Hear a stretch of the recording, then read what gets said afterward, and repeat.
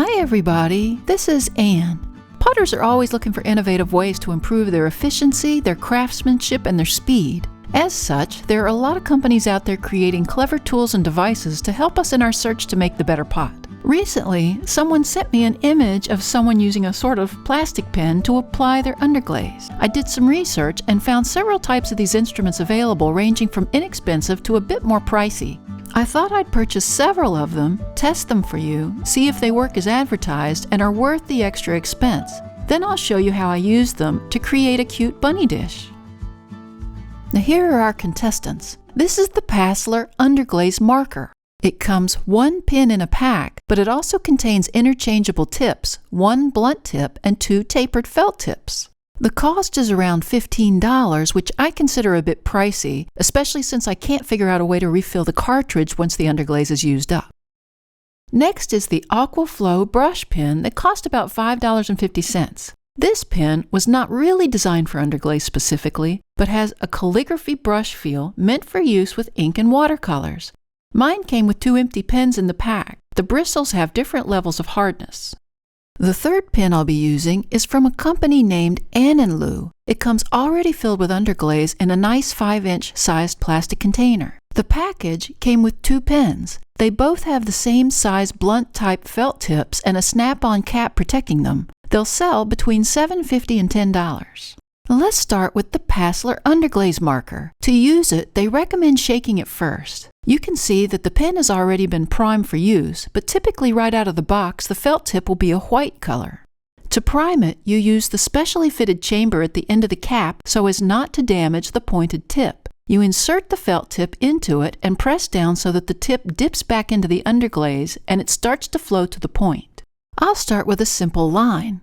I'm intentionally trying not to put much pressure on the tip to see how fine a line that I can get. It leaves a very consistent and clean, somewhat thin line. Now I'll make a line using normal pressure like if I were using a pencil. The underglaze flows nicely so as to make a wider, consistent line. Now let's see if I can create a wider to thinner line.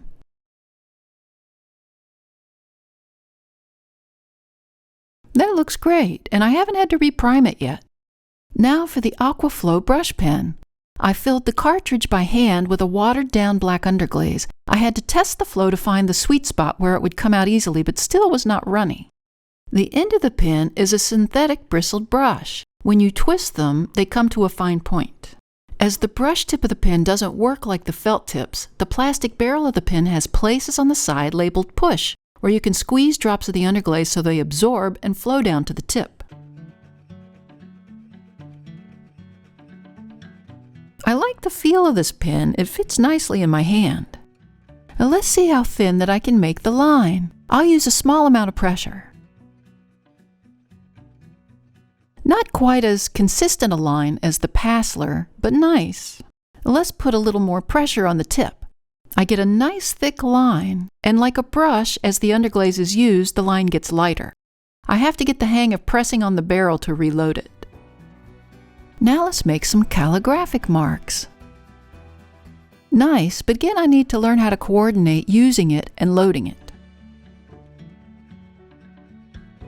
Finally, we have the Anenloo. This pen has been primed, but like the others, it comes with a white blunt tip that needs to be primed. You shake the pen to get the underglaze flowing. I was surprised to see that you can screw off the cap and possibly refill the cartridge when needed with a syringe. I have to try that though. To prime it, you just tap it down on the paper until the underglaze fills the tip. This also tends to flatten out the felt tip a bit. Let's see how thin that I can make a line. Using just a little bit of pressure, I could only get a medium-sized line. One unexpected thing was that the underglaze started to spread out a bit and bleed. Not a good thing if you want a clean line. Now let's do a line with a little more pressure. It actually doesn't look any different than the one that I tried to put the little pressure on. Let's try some dots, as the tip is a little flattened and would be perfect for those. They do go down well at first, but you can see how they start to bleed into each other. Again, interesting effect if that's what you're going for, but not if you want clean, consistent lines and dots. Now let's try them out on a fun little painting project. I drew this foreshortened bunny and will provide a link to the drawing for you to follow along with. Using the blunt tip pen, I thought I'd create a background of grass blades with the black, as those grasses would be more in the shadows. You can see that I'm already having trouble with the flow of the pen, even as I'm frequently priming it to try and get it to flow.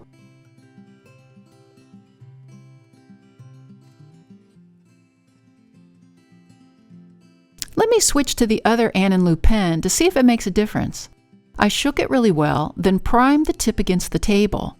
You can see the black start to fill to the tip. Well, that helps a little, but it's still not flowing as well as I wanted. I'm having to prime it often, and even then it seems to be inconsistent and it's spreading out, but I'll keep going.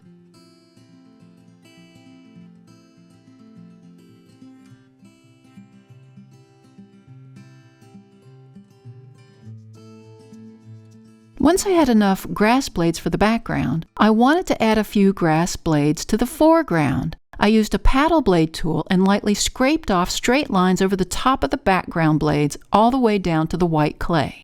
Be careful of the dust. Try and empty it into a container of water or tip the plate onto the table so it gently falls, then swipe it away with a damp sponge. The foreground grass would be in the light, so you could see the color. I filled the other Aquaflow pen with light green underglaze and filled my scraped outlines with the green. You can also outline each blade if you want as well.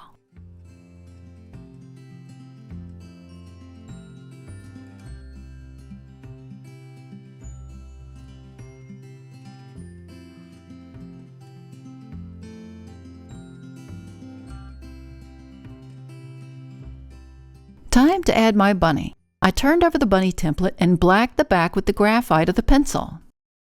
I turned it back over and placed it where I wanted it, then traced over the lines to the plate. There he is, hopping towards us. I'll use the Passler pen to outline him. Let's see how that does.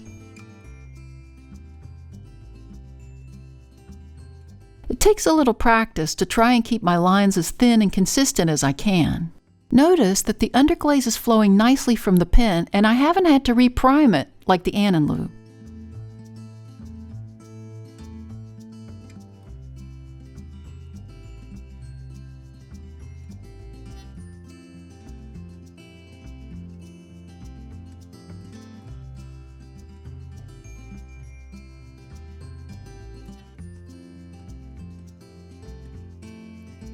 Let's see if I can make the tip as small as possible to fill in the eye.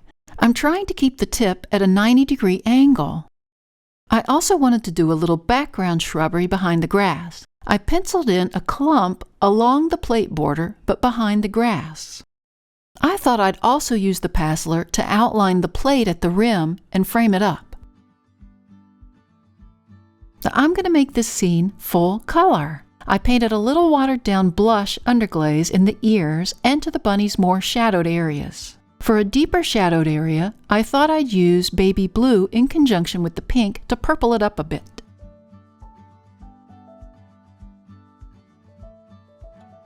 I then added a little light green to the shrubbery in the background. At the base, I thought I'd use some of the baby blue as it would be more shadowed. I added a little more of the light green to fill in the shrubs a little more. As it was looking a bit too green, I thought I'd add a little of the complementary color pink to it. I thought there might be some clouds behind the bunny as we look at him from a worm's eye view. I used a flat brush to paint in some of the light blue around the bunny. I then added a little of the pink to the clouds to give it more vibrancy. And that's it. Now here's a plate that I already finished. I used Spectrum Honeydew on the portioned off parts of the rim. I used Amico C11 Clear over the interior and design parts of the plate. I fired it to cone 5 with a 7-minute hold. Now here's my final thoughts on the pens. I found the Passler marker comfortable to hold and easy to grip. It doesn't require a lot of priming. The flow is very smooth and the underglaze stays put. However, this pen is the more expensive of the three. The Aquaflow pen was also very easy to hold and grip. It's very affordable, and I got 2 in my package. The flow is very smooth, and it's refillable. The only downside is that it works like a brush, and that may be challenging for some. The Anenloo Underglaze pen was easy to grip. Maybe it was refillable, we're not sure. It requires a lot of priming, the pen seems to dry up quickly, and the underglaze tends to have unwanted spreading. Thanks to the newest members of our Little Street Pottery Research Facility team. If you'd like to join the team and earn a title, click on the Super Thanks button or the link to buy me a coffee. In any case, we invite you to subscribe to our channel, and we'll see you next time in the studio.